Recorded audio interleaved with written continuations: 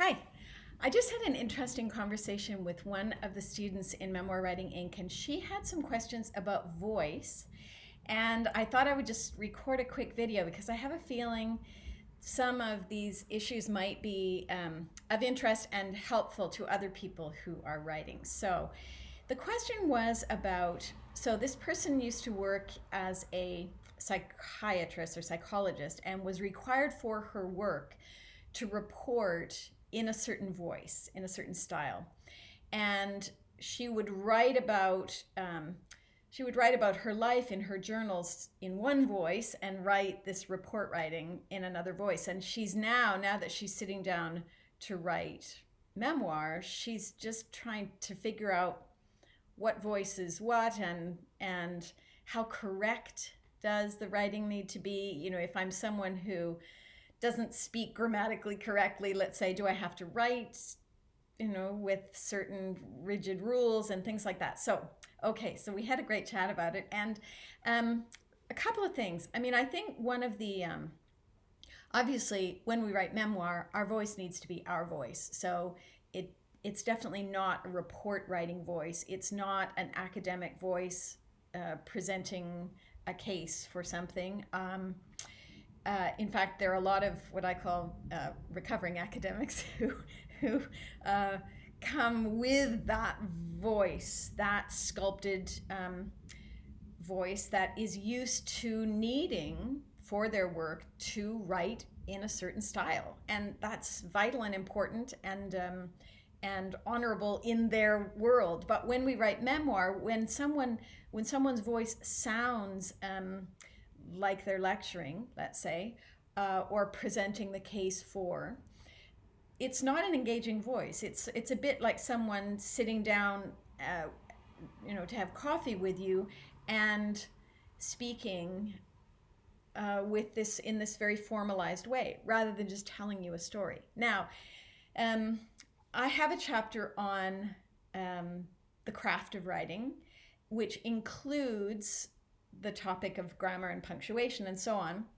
And it does, I think, probably use the word correct in there, because there's a middle ground here. When we're writing for ourselves, particularly when we're just getting the story down and going for that first draft, you can free write this as much as you like. Free writing meaning a sort of stream of consciousness, allowing of your voice to come through, allowing of the story to pour through you. And that is a terrific way to actually access your voice, because the voice that we use when we speak to ourselves, the one that just comes out of us as our own voice comes out of us when we're telling a story, that's essential. That is who you are. That is how you see things. It's how you describe things. Now, at the other end of that spectrum is the polished, academic, for lack of a better term, voice that is schooled, and a lot of people feel actually quite choked when they try to turn that free writing into literature, into something that other people will read, because they remember the voice of the teacher, they remember the red pen, wrong, wrong, wrong, wrong, or they were never taught grammar, which anyone schooled after about the 1970s in North America anyway, got that taken out. It was a bit like butter and grammar were both vilified in the same decade, and that has had a certain effect on people's ability actually to actually just deliver ideas in a coherent manner that other people can read. So I don't want people to feel that they suddenly have to formalize their voice when they move from free writing to writing that other people will read. So it's not about erasing who you are and the uniqueness of your voice and your way of seeing this. And if you swear a lot, then you want that in, put it in. If you if you have a certain dialect, by all means, that's got to be there. It's not about ironing anything out, or certainly not about quietening your own voice. No. But when we present work for other people to read, we do need to observe. Now, I'm all for the unconventional. So I'm not arguing the case for conventionality, but there are certain conventions, for again, lack of a better term, certain rules. I mean, that word makes some people, make the hair on some people's necks stand up. But think of it this way. It's like tuning an instrument. When the instrument is untuned and we are sitting listening to it, it actually doesn't matter how creative and unique and powerful the music is that person is trying to play for us. We cannot hear it because it is so out of tune. That's actually all we can hear.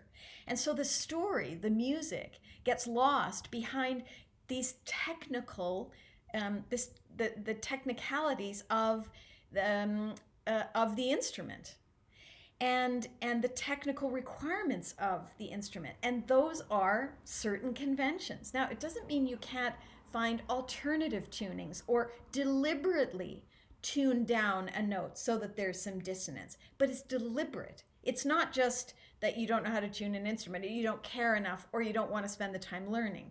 That comes off as, carelessness, I guess.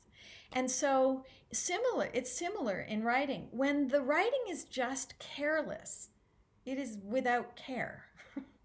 And that's how it feels to read it. We actually, I find sometimes I can feel my eyes tripping over errors. And it's not that, it's not about my needing everyone to sound like they were schooled at Oxford. No.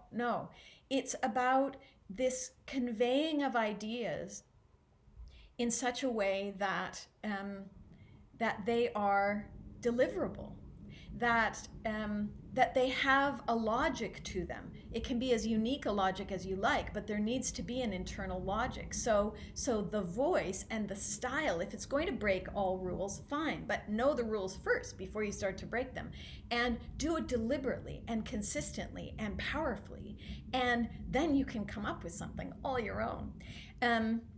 So those are a few of the things that we talked about, because she had wondered about, do I now have to go and study grammar? Well, no, not yes. The way that I did it, which was the most natural way, and I think is the most accessible way for a lot of people, is just study great writing. Study what they're doing. Study what a good sentence feels like.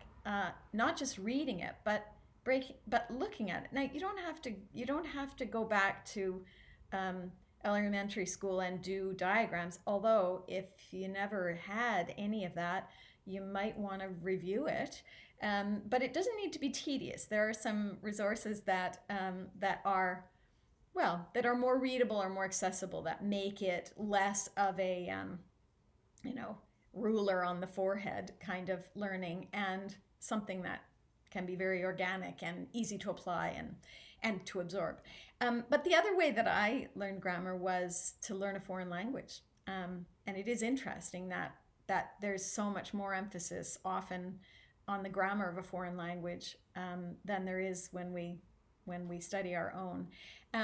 So there are different ways of doing it, but we needn't feel, grammar, learning those rules isn't about jamming on shoes that are too small and lacing them up tightly so that we now have to walk like this. That's not what it is. It's, they can be the leather sandals that form to your feet, but you create them with care and deliberately. Okay, I think that's it. Have at it. It's your voice.